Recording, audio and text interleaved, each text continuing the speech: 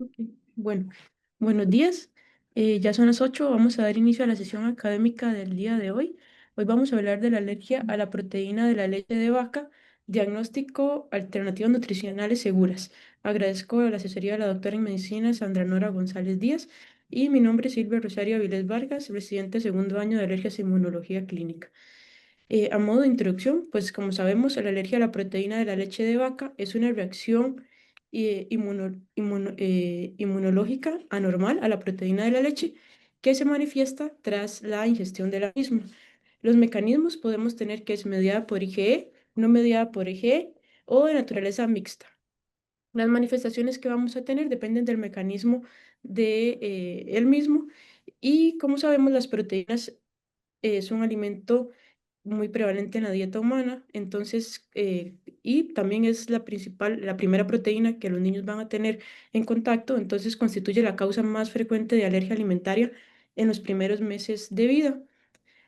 Epidemiología, pues afecta entre el 1% al 7,5% de los niños menores de 1 año y la incidencia es más baja en los que están amamantados o que están con lactancia materna, donde se ha visto que puede ir del 0,4 al 0,5%. Y en este estudio bastante grande, Europreval, que se realizó en Europa, donde se analizó 8.823 niños hasta los 2 años de edad, se estimó una incidencia media para APLV mediada por IgE de 2,4% y no mediada de 1,7%. La prevalencia de esta enfermedad también va a depender de varios factores como la edad, la ubicación geográfica, la historia de lactancia materna de ese niño y si es mediada o no por IgE. Sobre la fisiopatología, pues como ya sabemos, la leche es un alimento global, pero sin embargo, sí tiene un procesamiento industrial que implica una pasteurización, esterilización y homogenización de la misma. Esto va a modificar no solo las grasas, los carbohidratos, las vitaminas, también la estructura de las proteínas, que esto es lo que va a incidir directamente en la alergia a la leche. Y el consumo de la leche cruda se ha asociado con un menor riesgo de alergias, de asma, de eczema e infecciones. Pero sin embargo, pues actualmente no se consume porque sí aumentaría el riesgo de otras enfermedades graves infecciosas que pueden ser transmitidas por la leche. ¿Y qué hace que la proteína de la leche sea alérgica? Pues alergénica. Pues las proteínas que vamos a tener, caseína, lactoglobulina, alfa-lactoalbúmina, lactoferrina, albúmina sérica, inmunoglobulinas, tienen un procesamiento industrial que es la pasteurización, acidificación y también en algunos casos desgrasado de la misma. Y esto lleva al cambio estructural y esto facilita la absorción inmunogénica en el intestino de estas proteínas. em, Propiciando o aumentando la incidencia de alergia a la proteína de la leche de la vaca. Estas proteínas de todas formas igual son sensibles al calentamiento y esto lleva a la pérdida de la funcionalidad de las mismas y también a otras propiedades que tienen como antiinfecciosas y también pues antialérgicas. Entonces la pasteurización a más de 72 grados va a destruir tanto la beta-lactoglobulina, la alfa-lactoalbúmina y otros componentes de la leche como la fosfatasa alcalina, que cuando está inactiva ya es un indicador de que es una leche segura que se puede consumir porque ha sido pasteurizada adecuadamente. También es importante el momento del contacto del niño con la proteína de la leche de vaca. Y como sabemos, la lactancia materna es el alimento básico que todos queremos para los bebés, va a propiciar el crecimiento y también va a ayudar en su inmunidad. Sin embargo, en los niños que no pueden consumirla por algún motivo, pues la fórmula infantil es una alternativa más segura que se basa en leche de vaca, donde las cantidades de las proteínas van a estar aumentadas. Y una diferencia clave es que, bueno, ya vamos a ver todas las proteínas, pero la leche humana no contiene beta-lactoglobulina, salvo si la madre va a consumir leche de vaca, pero igual va a estar en cantidades menores, ¿ok? A que si consumiera la leche, la fórmula. También hay niños que están con leche materna exclusiva, pero en algún momento o al inicio de la lactancia la mamá no va a producir suficiente leche y le pueden dar un biberón o una toma de fórmula. Y estos niños después, si no volvieron a consumir fórmula y siguen con su lactancia exclusiva, ya cuando se introduce la leche podría ser que tengan más probabilidades de desarrollar una alergia mediada por IgE. Y en los que están con la lactancia materna o con fórmula, pues lo que uno más esperaría sería no mediada por IgE en los primeros meses de vida. Entonces, la beta-lactoglobulina es la principal proteína del suero con un 60%. Es un compuesto bioactivo que tiene 162 residuos de aminoácidos y sería el BOS d 5. Se pliega en una hélice alfa con un barril beta, es hidrofóbico y también es sensible al calor, a la cocción y sus propiedades. ¿Ok? Después, la alfa-lactoalbúmina también es un alergeno mayor que tiene 123 de residuos de aminoácidos de la familia de las lisosimas. Es una proteína termolábil que tiene algunas funciones bioactivas, como opioide y inhibición de luz y estimulación intestinal. Este sería el BOS D4, que sería el alergeno lácteo, y más de una cocción de 72 grados centígrados la va a destruir. Por otra parte, también hay algunas proteínas menores, como las inmunoglobulinas, que en la leche de vaca sería la IgG y la IgA maternos, que forman parte del suero. También son sensibles al calor, más de 65 grados, y estas tenemos las VOS de 7. Las inmunoglobulinas, ya una vez que se calientan, también pierden sus funciones inmunológicas y serían solamente, servirían como nutrientes. Y otra que también es un alérgeno menor, pero es importante, serían las albúminas séricas, que serían el BOS d 6. Estas funcionan como transportadores de numerosos ligandos bioactivos, se naturalizan a 72 grados y la importancia de estas es que son responsables de la reactividad cruzada entre la leche de carne, perdón, entre la leche y la carne de res. Sin embargo, pues no es poco prevalente, pero sí se puede presentar. Bueno, y también son biomarcadores de inflamación. Entonces, en las vacas que tienen mastitis, pueden que aumente los niveles de albúmina sérica, puede haber más reacción. Otra alergeno menor es la lactoferrina. Es dominante en la leche humana, sin embargo, en la leche de vaca se encuentran cantidades muy bajas. Y son las proteínas de la leche de vaca y de la leche humana, pues son homólogas. Es una glicoproteína y tiene un papel importante en la homeostasis del hierro. ¿Ok? Y por otra parte están las proteínas de la fracción de caseína de la leche, que después de la coagulación ácida de leche se forma una masa de caseína que precipita en la fase acuosa. Y esta puede utilizarse, por ejemplo, para la producción de queso. La caseína de la leche forma heteromultímeros como micelos que consisten, están compuestos por alfa S1, alfa S2, beta y capa caseína. Son resistentes al calor y a la digestión. Esa es la importancia de que si los niños son alérgicos a la caseína, pues no van a tolerar tampoco los horneados. Y esto pues sería el BOS de 8. Sobre fisiopatología, pues en las reacciones mediadas por IgE, como ya sabemos, es una reacción de hipersensibilidad tipo 1, em, donde se va a dar las degranulación de mastocitos, basófilos y eosinófilos y van a ser reacciones inmediatas de minutos hasta 2 horas. Los síntomas principales que vamos a tener son orales, con edema de labios, boca, angioedema facial, en la piel urticaria, eritemas, vómitos, diarrea, síntomas respiratorios y sistémicos hasta la anafilaxia. Hay diferentes factores que van a influir en la presentación, como los niveles de IgE, las proteínas, que si son lácteas o caseínas. Se ha visto que también el ejercicio puede aumentar también la presentación de los síntomas y la tolerancia, pues a mayor tolerancia, eh, o, o más bien si toleran la leche cocida, pues van a tener tolerancia de los horneados, porque son proteínas séricas que van a estar destruidas. También sobre los mecanismos de reacción mixtos podemos tener mediados por IgE y no mediados por IgE. Y pues ya sabemos que la IgE tiene un papel clave en los tipos de hipersensibilidad tipo 1. Sin embargo, en algunas guías también se menciona de que tiene un papel importante en las mixtas y en las no mediadas. Y principalmente ya que media la captación y el procesamiento y la presentación de antígenos de los alergenos de la leche, junto con células presentadoras de antígeno. Esto va a generar que los linfocitos CD4 liberen citocinas TH2 como interleucina 4, interleucina 13, y esto va a aumentar también los niveles de IgE. Por otra parte, los interleucina 5 va a reclutar también eosinófilos y puede haber una activación también de células CD8. Todo este proceso va a llevar a inflamación intestinal, que esto va a durar o puede durar desde 12 a 48 horas. Por eso es que van a tener una presentación tardía. ¿Ok?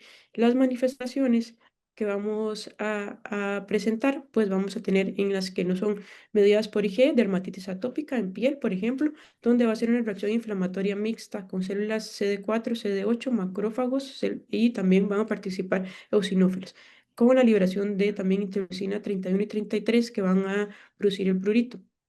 A nivel gastrointestinal, vamos a poder presentar esofagitis y gastritis, enteritis eosinofílica, también con reclutamiento de eosinófilos por la vía de interleucina 5. Em, en estos pacientes vamos a tener tanto un daño de la barrera cutánea como de la microbiota. Y estas enfermedades pues va a llegar a la cronificación con exposición repetida, inflamación secuencial, cicatrización y engrosamiento cutáneo de estos pacientes.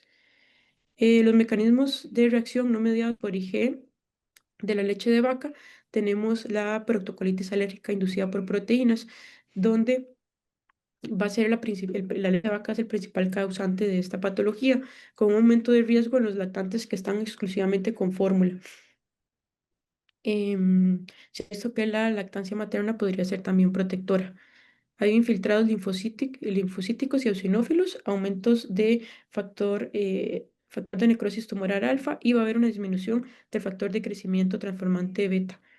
Em, Esto es importante porque en estos pacientes sí hay que tener una dieta de eliminación de la madre y pueden tener hasta el riesgo de 2 veces aumentar la alergia también mediada por IgE en el futuro. Van a tener, podemos encontrar en las biopsias folículos linfoides o infiltrados celulares, así como eosinófilos. Y por otra parte, también está el síndrome, FPIES, que va a tener un mecanismo donde participa tanto la inmunidad innata y adaptativa, no va a estar mediado por IgE, y de los casos de esta patología, hasta el 50% se ha visto que es por la leche de vaca. Va a haber una permeabilidad intestinal y también participación de la actividad inmune, que esto puede llevar a los niños a presentar vómitos incoercibles o diarrea y letargo. Y por último, la enteropatía inducida por proteínas alimentarias, donde se va a ver afectado el intestino delgado, vamos a tener diarrea, malabsorción, retraso del crecimiento, y lo que vamos a tener es una atrofia de las vellosidades con aumento de linfocitos intraepiteliales y eosinófilos. Este sí tiene un manejo igual como una alergia no mediada por IgE, que ya vamos a ir viendo más adelante, no voy a entrar ahorita en eso. Y los trastornos también con alergia a la proteína de la leche de vaca podemos tener trastornos de dismotilidad o estreñimiento. ¿Ok? Como la enfermedad por reflujo gastroesofágico, estreñimiento funcional, donde en algunos casos, y no tan frecuente, pero sí se ha visto que la leche puede ser una de las causas. Em, una de las teorías dice que los mastocitos, eosinófilos y linfocitos pueden interactuar a nivel gástrico con los nervios sensitivos gastrointestinales, y esto puede alterar la motilidad gastrointestinal en estos pacientes. Pero bueno, ahorita vamos a ver porque un solo de estos síntomas pues no nos haría diagnóstico. Bueno, manifestaciones clínicas de estos pacientes, como ya dije, depende del mecanismo que vamos a tener, mediada por IgE, no mediada por IgE o mixto. Y también vamos a tener que puede depender del tiempo y la aparición de los síntomas de inmediato, hasta 2 horas, o tardía de 6 a 48 horas, inclusive hasta semanas. En lactantes, los síntomas que vamos a tener más frecuentes van a ser niños irritables, con llanto intenso, reacciones cutáneas como dermatitis, urticaria, angioedema, y síntomas gastrointestinales como vómitos, regurgitación, dolor abdominal, cólico abdominal, estreñimiento. Estos niños van a debutar en la mayoría antes de los 12 meses de edad. Por sistema se ha visto que el más afectado es el sistema cutáneo, de un 70 a un 75%, gastrointestinal de 13 a 34%, respiratorio de un 1 a un 8%, en las formas graves anafilaxia hasta el 4%, y afecciones multisistémicas 26% de los casos. En las manifestaciones cutáneas por mixtas o mediadas por IgE, pues van a ser síntomas inmediatos donde va a haber eczema tardío o aislado y puede haber en las mixtas eczema tardío y también síntomas inmediatos. Las manifestaciones inmediatas, el 50% de los pacientes van a estar presentes como eritema, urticaria y en segundo lugar angioedema. Puede haber eritema perioral aislado, urticaria de contacto en algunos niños también y síndromes de alergia oral como inflamación de labios o prurito en la boca, lengua, mejillas, hormigueo. Y las manifestaciones menos comunes mediadas por IgE pueden ser rinoconjuntivitis, asma leve o disfonía.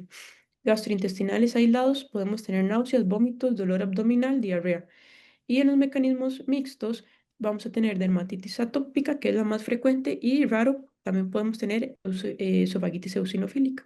Y pues, la dermatitis atópica, como ya sabemos, es una enfermedad crónica recurrente donde vamos a tener piel seca, bajo mucho prurito y va a estar asociado a la sensibilización alérgica en algunos casos, se podría tener aumento de IgE o componentes mixtos en otros, pues no lo vamos a encontrar. Y va a ser en cara, cuello o zonas de extensión.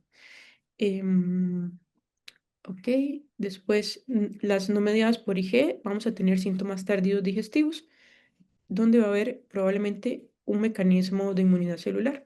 Los síntomas gastrointestinales son variables y afectan todo el trayecto gastrointestinal, desde vómitos, regurgitación, malestar, hiporexia, anorexia, rechazo al alimento.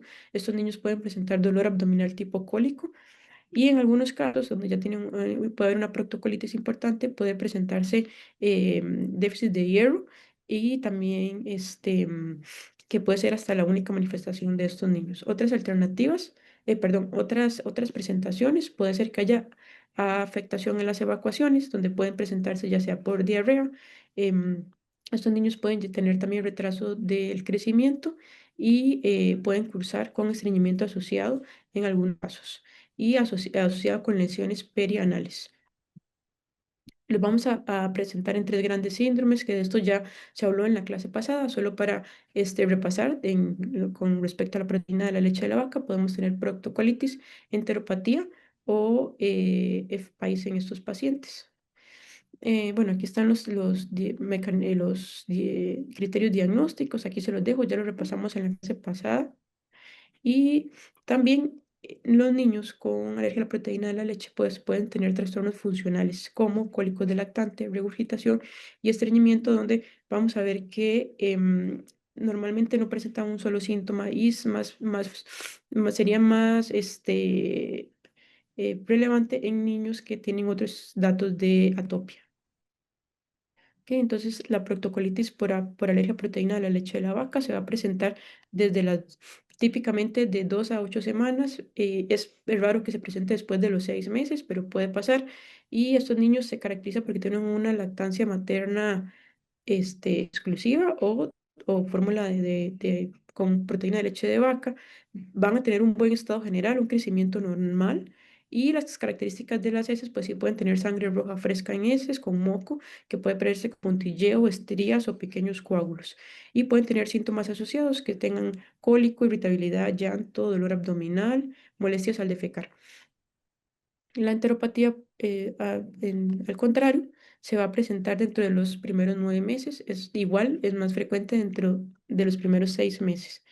Es menos común y lo que vamos a encontrar son lesiones en el intestino delgado, donde se va a presentar mala absorción, que puede similar inclusive a una enfermedad celíaca. Los síntomas vamos a tener diarrea, vómito, distensión abdominal, fallo del crecimiento. Y para la evolución, pues puede tener un inicio gradual o abrupto con una posible eh, prolongación con malabsorción, esteatorrea, pérdida de peso, anemia, hipoalbuminemia también. Y por el último de estos síndromes, pues tenemos el síndrome de enterocolitis inducida por proteínas alimentarias, como ya lo vimos también en la clase de EPSI, solo para mencionar que los alergenos frecuentes podrían, bueno, depende de la región donde se estudie, pero en Estados Unidos se ha visto que es la proteína de leche de la vaca el principal causante, seguido de soya, arroz, avena y también algunos granos, frutos y vegetales y carnes. Son niños que pues sí pueden tener presentaciones graves que necesitan ser atendidos inclusive en un servicio de emergencias con reposición de líquidos y electrolitos. Estos niños pueden asociar también dermatitis atópica o alergia a otros alimentos. Y el diagnóstico es principalmente la historia clínica. De entrada no se recomienda pruebas de provocación, tiene un diagnóstico claro. Y puede ser dos formas de presentación, la aguda, que es la que ya conocemos, con vómitos de 1 a 4 horas después de la ingesta, y la crónica, que son niños que han tenido una ingesta repetida de proteína de leche de vacas, entonces ya empiezan con vómitos crónicos, intermitentes, diarrea acuosa, hipoalbuminemia y pobre ganancia de peso. ¿Sí? Y por último, los trastornos funcionales gastrointestinales, que se pueden presentar cuadros que semejan a trastornos funcionales, como cólico de lactante, regurgitación y estreñimiento. Los cólicos es muy poco frecuente que vaya a ser el único síntoma que presente un bebé para considerar que tiene alergia a proteína de la leche de vaca. Lo podemos sospechar si además asocia dermatitis atópica, evacuaciones anormales o sangrado en heces, regurgitación, tos o broncoespasmo. El reflujo gastroesofágico o regurgitación es sí difícil diferenciar entre primario y secundario. Igual sospechar si hay algún dato de atopia en el niño o dermatitis. Y estreñimiento es más común en lactantes que están con fórmula. Normalmente sí tienen esas blandas, solo que sí van a ser más espaciadas, con evacuaciones escasas y esfuerzo excesivo para defecar. Em, los pacientes alimentados con lactancia materna exclusiva, pues también van a estar expuestos a que el alergeno principal a muy corta edad va a ser la proteína de leche de vaca, la cual sí se detecta, como ya dijimos, en la leche materna. Entonces, otros alergenos raros en que se han visto que también podrían eh, producir síntomas en niños que están alimentados exclusivamente con leche de vaca, que tenemos que sospechar si vemos que no es la leche de vaca, pues entonces soya, huevo, trigo, pero es raro. Y pueden tener presentaciones, la presentación más frecuente va a ser síntomas gastrointestinales como proctocolitis hemorrágica leve. ¿Ok?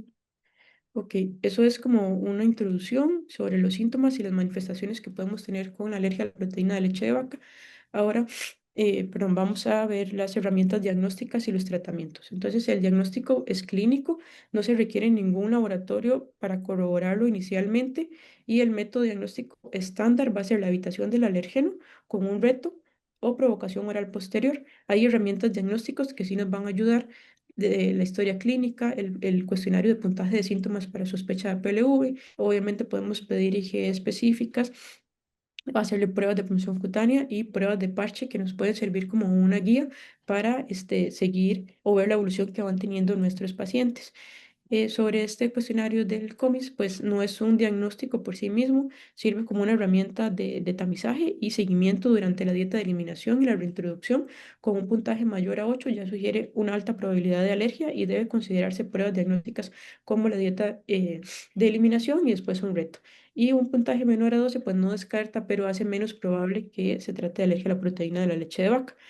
Por otra parte, tenemos las pruebas cutáneas e IgE específica que van a ser para las medianas por IG, donde una prueba de punción cutánea positiva, pues indica que hay una sensibilidad, como ya sabemos, no es diagnóstica, dependemos de la clínica para el diagnóstico del paciente.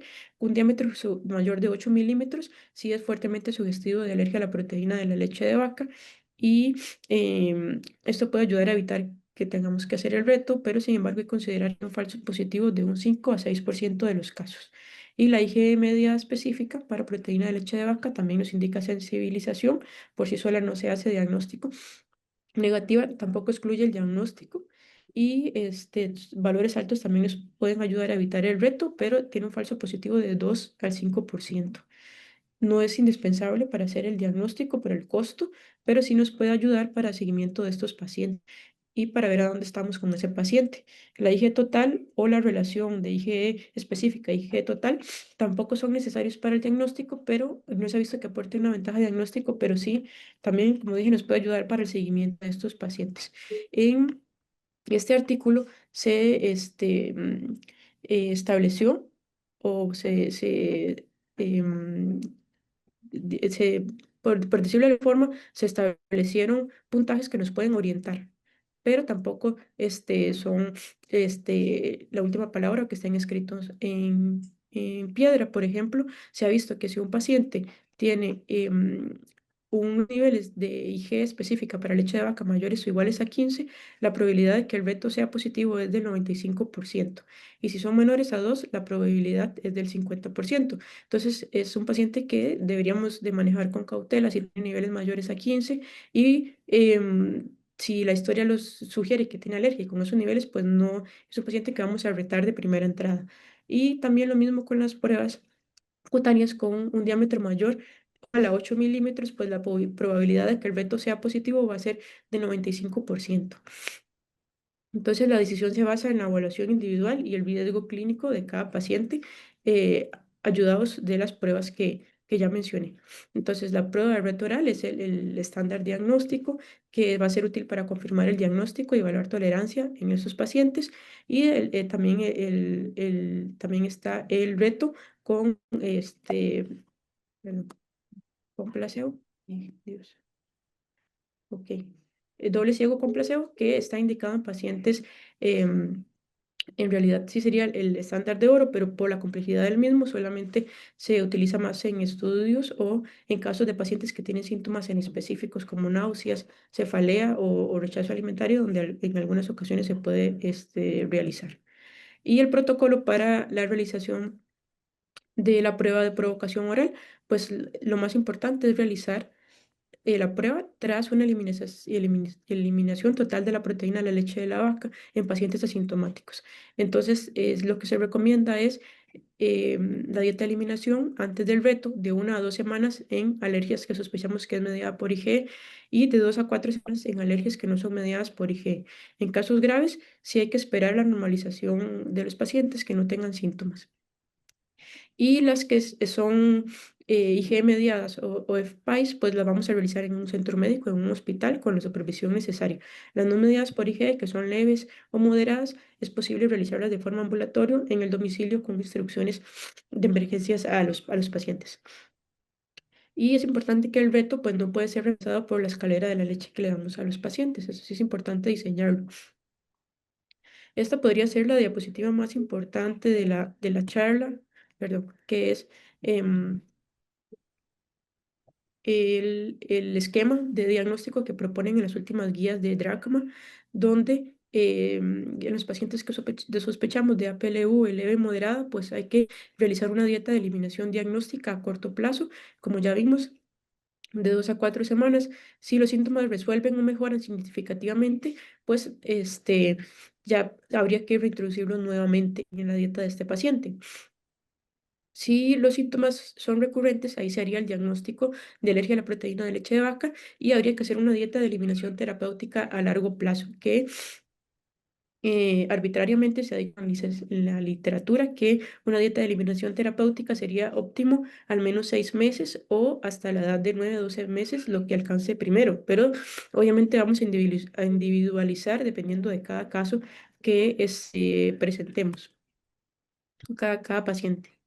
En la alergia a la proteína de leche de vaca mediada por IgE o en FPAIS, pues es necesario realizar un reto de tolerancia oral para determinar si se puede reintroducir en estos pacientes. En este artículo se propone un esquema de dosificación que incluye de 3 a 6 pasos que con una dosis de proteína máxima. La dosis máxima requerida para evitar falsos positivos no reactivos, pues varía de cada alimento. Se ha visto que podría ser de 2 a 3 gramos en la mayoría de los alimentos. Entonces, con estos uno puede diseñar su reto. Ahorita ya vamos a ver un ejemplo. En los casos de FPAIS, los protocolos más bien hablan de 0,6 a 0,06 a 0,3 gramos de proteína por kilo, la cual se puede dar en una dosis, pero preferiblemente de 2 a 3 porciones cada 15 minutos. Si no hay ninguna reacción, estos pacientes los vamos a observar 4 horas antes de darlos de alta. Ok, este es un ejemplo de uno de los retos que hemos realizado aquí en el servicio de alergias del Hospital de Niños con el doctor John, donde lo realizamos el día de ayer, que es una niña de 8 años con alergia mediada por IgE. Entonces ya tenía niveles bajos de IgE específica y podríamos ya valorar vetarla. Entonces, por ejemplo, usamos este fresco leche, que es una leche saborizada, que tiene 7 gramos de proteína en 250 mililitros. Un gramo, bueno, 36 mililitros tienen un gramo. Lo diseñamos pues fácil con una regla de 3. En la etapa uno pues le vamos a aplicar en las mucosas. En alguna literatura ya nos recomienda, pues esto no nos va a decir si va a tener o no reacción, pero para tranquilidad del padre y de nosotros mismos, pues sí, lo aplicamos en las mucosas, esperamos 20 minutos o 30 minutos y si todo está bien, pasamos a la etapa 2.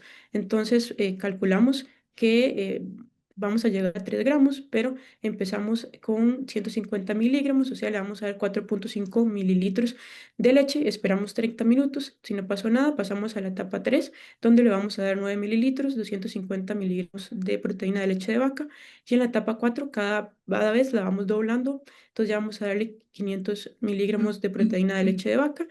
Luego pasamos a 1 gramo y después ya a 2 gramos que con dosis acumulada pues ya va a tener más de 3 gramos. Y si no tiene ningún síntoma, pues ya podemos decir de que ya tiene tolerancia a la proteína de leche de vaca. ¿Sí? Si presenta algún síntoma, pues paramos ahí el reto y, si lo hacemos así, normalmente van a tener síntomas leves. Si ya tuviera una anafilaxia, pues tendría que atenderse. Entonces, lo mejor hacerla en un centro médico y no en una consulta. ¿Sí? Este mismo artículo propone que para los trastornos gastrointestinales no mediados por IgE como FPIES, o bueno, perdón, no mediados por IgE como proctocolitis o enterocolitis, la prueba por provocación alimentaria podría realizarse de forma abierta durante varios días y en casa, en los pacientes que tienen síntomas leves. Em, los síntomas gastrointestinales inespecíficos pues pueden aparecer en el transcurso de varios días. Entonces, igual se puede diseñar con la cantidad de proteína que le queremos dar al paciente, sin embargo, de que consuma em, la proteína, podemos empezar igual con horneados en casa, depende del nivel que vayamos con ese paciente, y dárselo un día, esperar 3 días que no pase nada, y ya si no pasó nada, pues aumentar la cantidad de proteína y así hasta determinar de que ya no tiene ningún síntoma con la proteína de leche de vaca. Y los síntomas que pueden presentar pues van a ser igual de una proctocolitis o una em, enteropatía. ¿Ok? Y en otro artículo encontré este protocolo de reintroducción en niños con alergia no mediada por IgE que todavía están con lactancia materna. Entonces, si son lactantes con lactancia materna exclusiva, pues se recomienda introducir una toma diaria de leche o lácteos en la dieta materna la primera semana. Si no presentaron ningún síntoma, se va a ir aumentando progresivamente cada semana y se va a vigilar síntomas hasta 4 semanas. Si presentara algún síntoma, pues ya se suspende y tiene que tener por lo menos un periodo de 2 a 4 semanas consumiendo la proteína de leche sin presentar síntomas para decir que ya toleró o que ya resolvió la alergia. Y en los lactantes que están con fórmula, igual se puede diseñar de ir introduciendo una toma con fórmula al día hasta ver si presentan algún síntoma o si ya toleraron la alergia. Y si, lo importante es no introducir otro alimento durante esta prueba para evitar confusiones si presenta síntomas.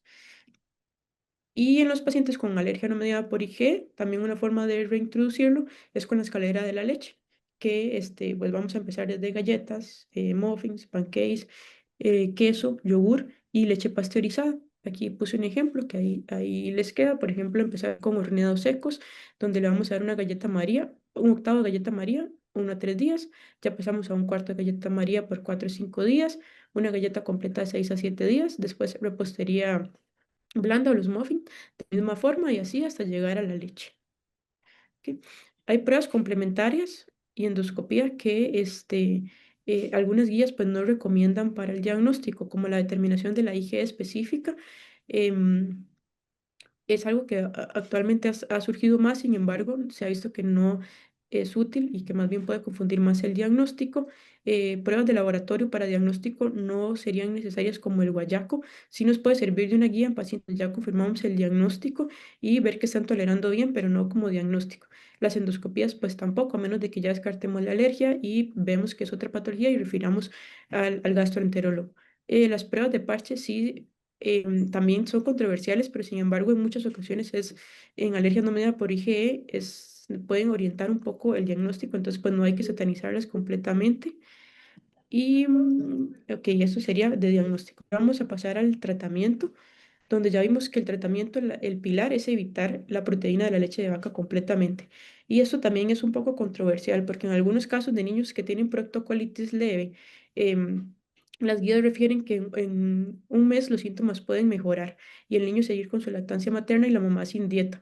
Pero esto ya depende de cada mamá, de lo angustiada que se vea, de que si quiere seguir con el niño que presente estrías sanguinolentas en el pañal de vez en cuando, o si eso sí prefiere no, pues entonces ya de una vez vamos a empezar la dieta de eliminación, que ya sea la mamá, si está con lactancia, pues la mamá va a tener que hacer la dieta de eliminación de proteína de la leche de vaca. Estas madres hay que suplementarlas con 1 gramo de calcio y por día y vitamina D 600 unidades diarias. Em, ok, entonces una vez que ya se hace la habitación, pues ya vimos que vamos a tener que hacer esto para confirmar y la dieta de eliminación terapéutica que va a ser el tratamiento indicado en estos pacientes hasta que presenten una tolerancia oral. Y sobre la tolerancia, pues esto depende de cada niño. Sin embargo, una alergia mediada por IgE suele lograrse después de los 6 meses al año y algunos niños hasta los 3 años. En la alergia mediada por IgE, pues se adquiere más tarde la tolerancia. Se aconseja que los estemos reevaluando cada 6 o cada 12 meses hasta donde veamos que ya hay niveles de la IgE donde nos permitan retarlos. Si no, solamente seguimiento, ¿ok?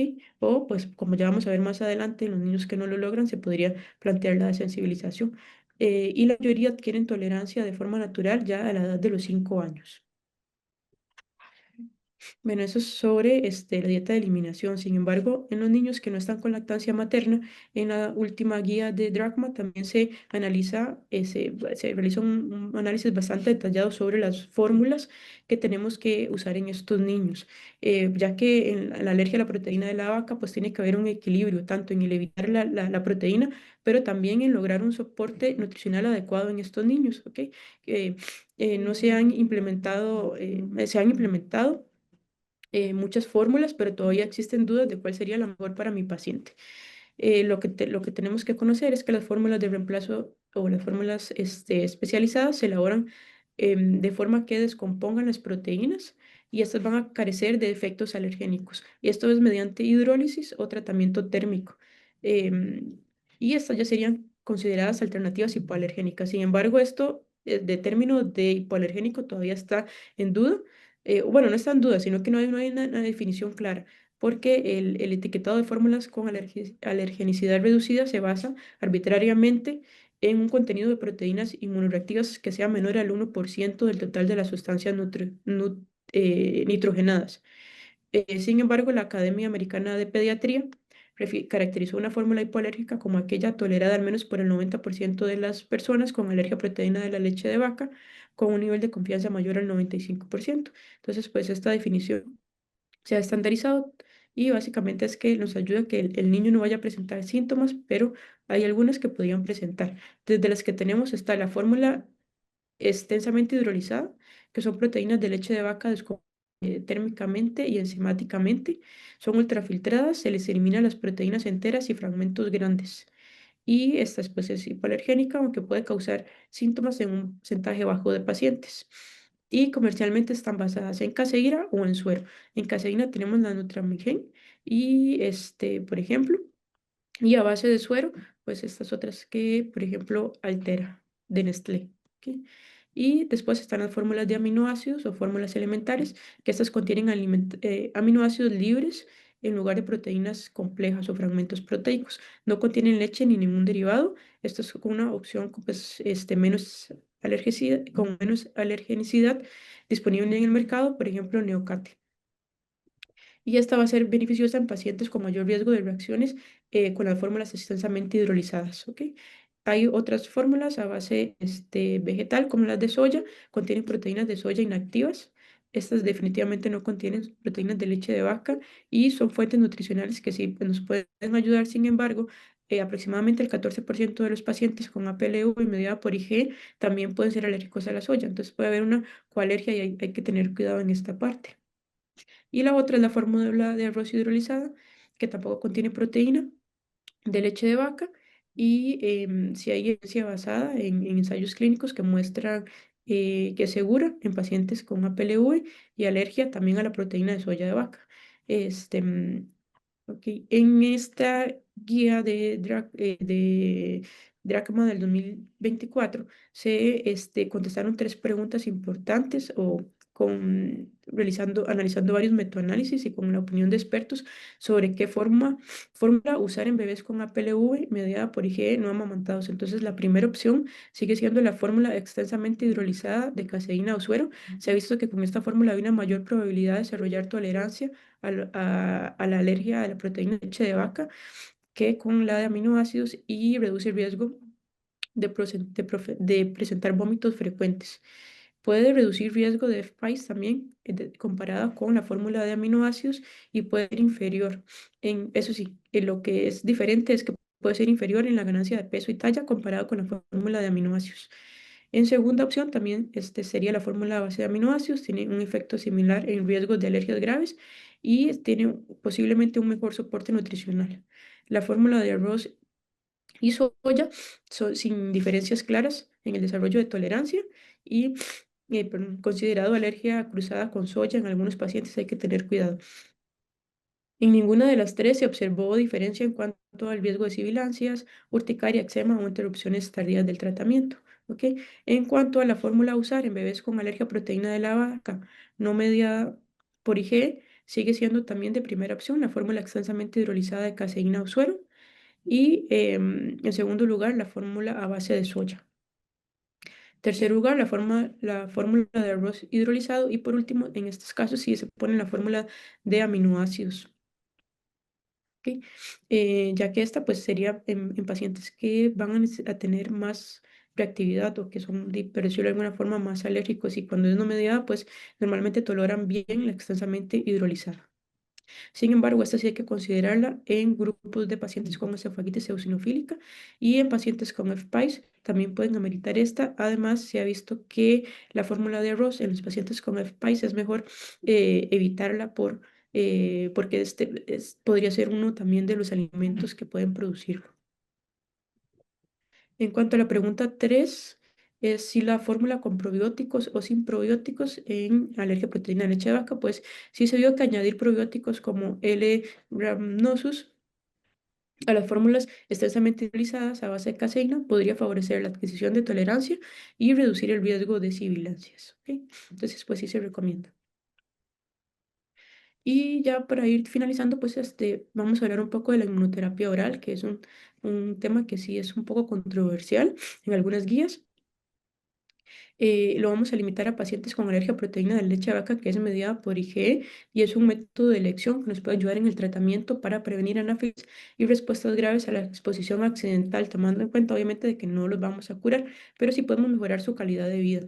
Entonces la inmunoterapia oral igual consiste en la ingesta diaria de dosis crecientes del alergeno durante una fase de aumento de dosis y posteriormente una fase de mantenimiento. En la guía de alergia mediada por IgE de la Asociación Europea de Alergias, pues es del 2024. Sí, refieren que puede ser una opción que es recomendada en niños mayores de 4 años y adolescentes con alergias a leche de vaca mediada por IgE, donde sí se sugiere la inmunoterapia para su desensibilización. Y la inmunoterapia con leche muestra una probabilidad mayor de desensibilización frente a simplemente evitar el alergeno. Pero bueno, eso todavía está en estudio y la evidencia, pues, hay que tomarla con cautela. Las implicaciones prácticas es en alergias persistentes después de los 4 años y normalmente suele usarse leche fresca. Sin embargo, bueno, hay algunas guías que también utilizan yogur o otros componentes. Y en cuanto a los biológicos, en esta metaanálisis también de Asociación Europea de Alergias, pues se vio que de los análisis, de los estudios que se analizaron, el agente biológico más usado fue el omalizumab, donde, sin embargo, no hubo un esquema estandarizado y las dosis pues todavía varían entre ensayos. Se comparó con placebo con la evitación y con la inmunoterapia oral.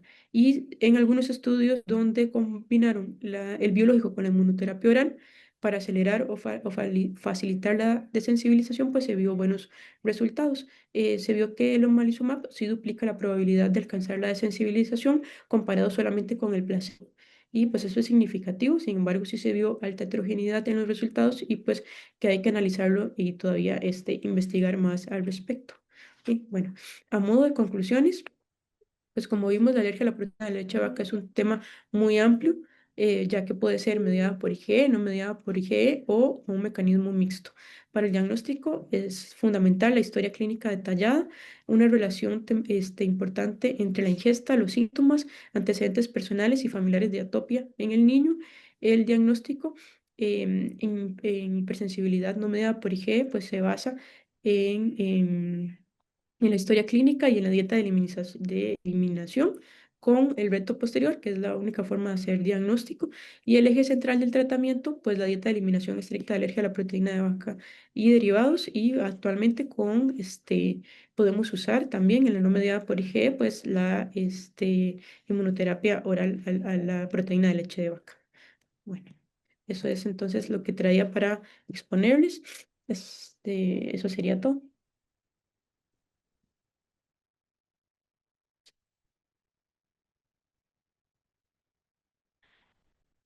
No sé si alguien en el auditorio tiene alguna pregunta, consulta.